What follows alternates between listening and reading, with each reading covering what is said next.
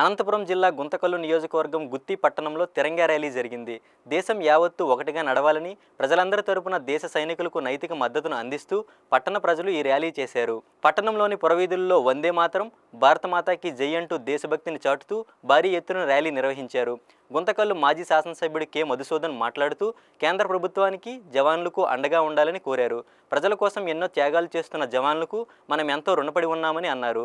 ఈ కార్యక్రమంలో MRO, MPDO, పోలీసులు, జనసేన, బీజేపీ కార్యకర్తలు పాల్గొన్నారు.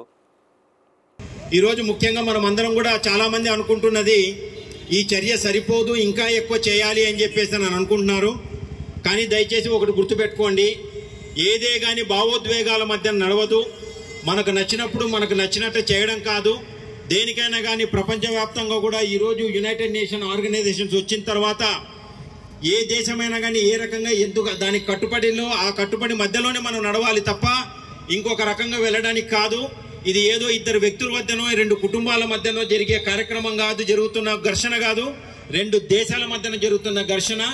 ఇది ఈరోజు ఇలాంటివి పెద్దగిన ఎత్తగిన ఇవి ప్రపంచ యుద్ధానికి కూడా దారితీస్తాయి.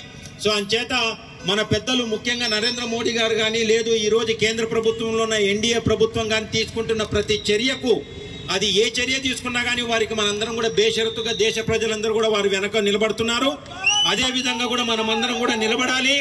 సో దయచేసి మనకందరికీ ఏంటనంటే ఒక ఉత్సాహం వస్తుంది, కానీ అక్కడ ఎంతో మంది సైనికులు వారి కుటుంబాలని వారిని వదిలేసి అక్కడ ఎంతో దుర్బలమైన పరిస్థితుల్లో దేశ సంరక్షణకు వాళ్ళు చేస్తున్నారు.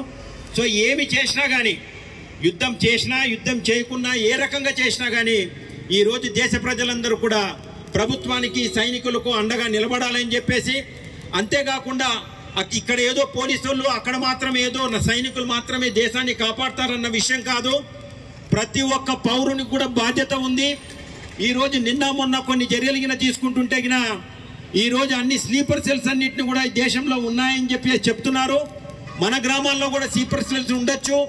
కుల మతాలకు అతీతంగా ఎక్కడ ఏ దేశానికి సంబంధించిన ఎక్కడ అసాంఘిక చర్య జరుగుతున్నా కానీ దేశానికి ఇబ్బంది పెట్టుతున్న ఏ చర్య కనపడుతున్నా కానీ అది మన కుటుంబంలో వాళ్ళనైనా కానీ వారిని మనం నివారించి అక్కడ పోలీసు వారికి కానీ లేదంటే సైనికాధికారులకు కానీ చెప్పాల్సిన బాధ్యత ప్రతి ఒక్క పౌరునికి ఉందన్న ఒక విషయాన్ని అందరూ గమనించాలని చెప్పేసి, రాబోయే కాలంలో కేవలం సైనికులు మాత్రమే లేదు పోలీసు వారు మాత్రమే మనల్ని సంరక్షిస్తారని కాదు, ప్రతి ఒక్కరూ కూడా మనల్ని మనం సంరక్షించుకొని దేశాన్ని సంరక్షించుకునే విధంగా ఉండాలని చెప్పేసి కోరుకుంటూ ఈ తిరంగా యాత్రని ఏర్పాటు చేసిన కార్యవర్గులకు అందరూ కూడా నా హృదయపూర్వక ధన్యవాదాలు, కృతజ్ఞతలు తెలియజేసుకుంటున్నాను.